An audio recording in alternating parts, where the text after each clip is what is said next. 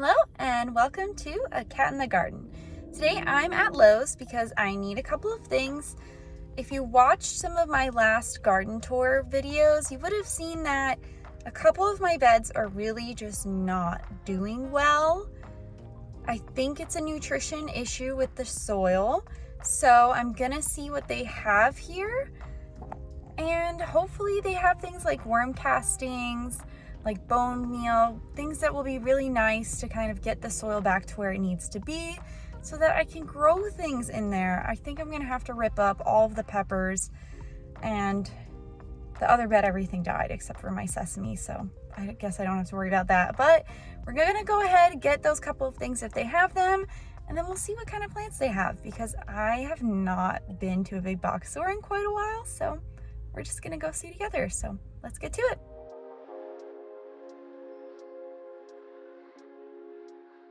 All right, so just walking into the garden center, the outside portion, I noticed that they had these philodendrons. They're calling them the Rojo Congos, which is fine. I mean, they're a little sunburnt because they didn't look very red.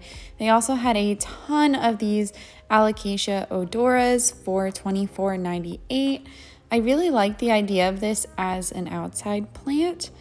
Unfortunately, Alocasias don't love me back, so I'm gonna have some restraint on that one. They just had tons of them, like they were literally everywhere, a couple different sections. And then this was super pretty. I had never seen anything like it before. It's technically a type of ginger, which I thought was neat. I really like the flowers. It was the same price as the Alocasias, but it's full shade and I have no shade in my yard, so I'm gonna have to pass on that as well.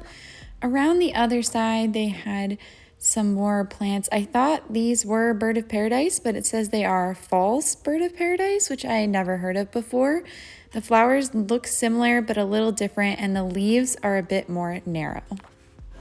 Okay, this seems to be what they have for bone meal and for earthworm castings. A little bit smaller bags than I would have liked, but let's go inside.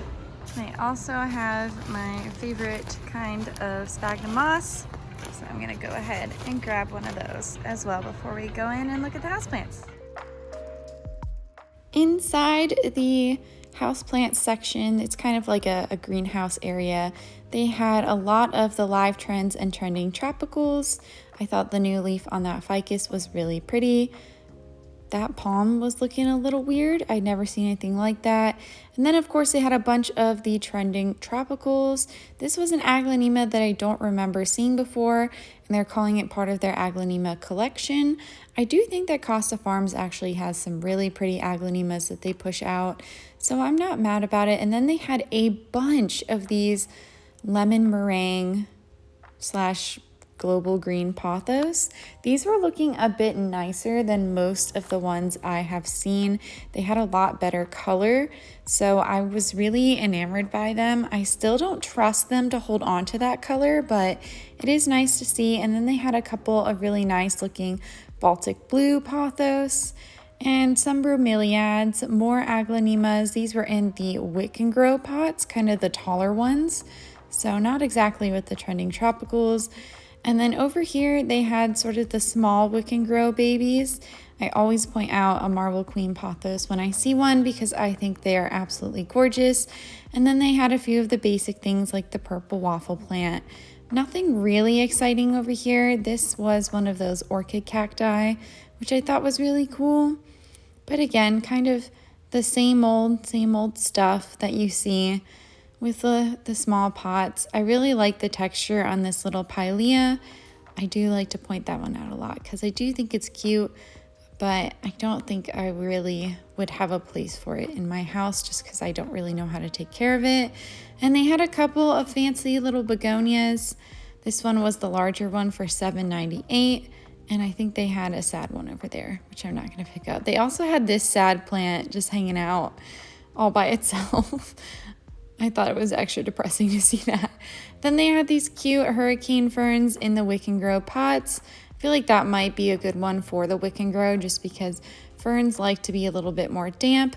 I thought these Fitonias were absolutely gorgeous. I loved the big leaves on them. They're really nice when they get mature, and these were $19.98. They were the larger hanging baskets from the Exotic Angels collection, and then they had another one of the orchid cactus. Over here, there were more bromeliads, just kind of passing through them quickly, and some of the larger plants, some Dracaena, fiddle leaf figs, some monsteras. Just the regular ones, though I do have a pet peeve. They always call them split leaf philodendron, which I find really insulting because it's a monstera and they know better.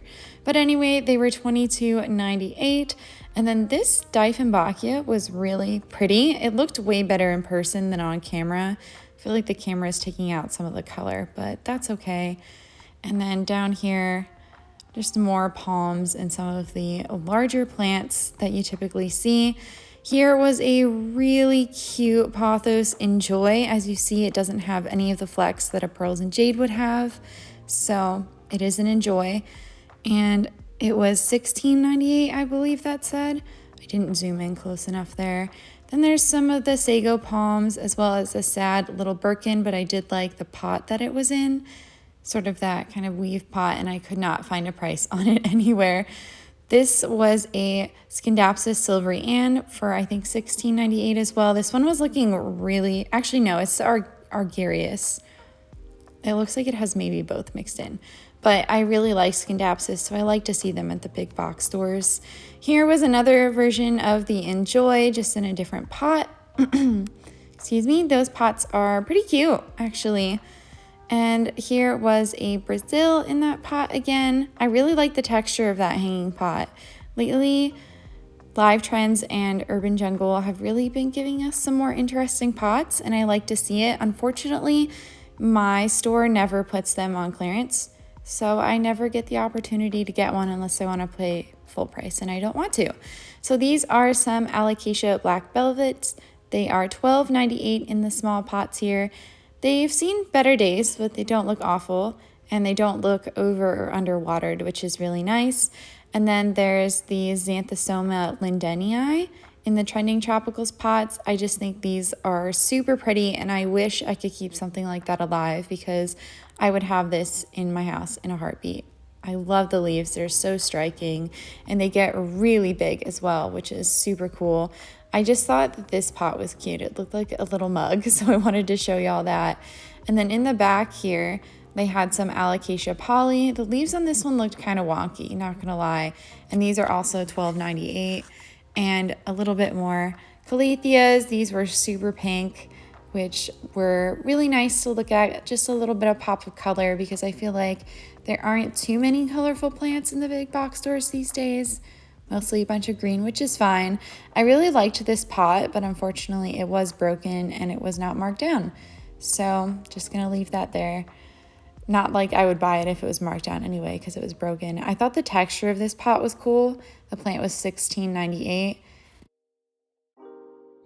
I also love the clearance section because you can just find things for really great prices. Like these are just a little bit nutrient deficient and they're $1.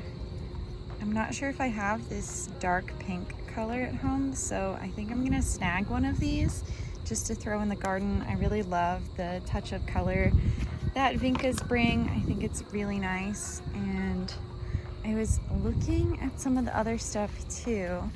Like these are literally blooming, like they're fine.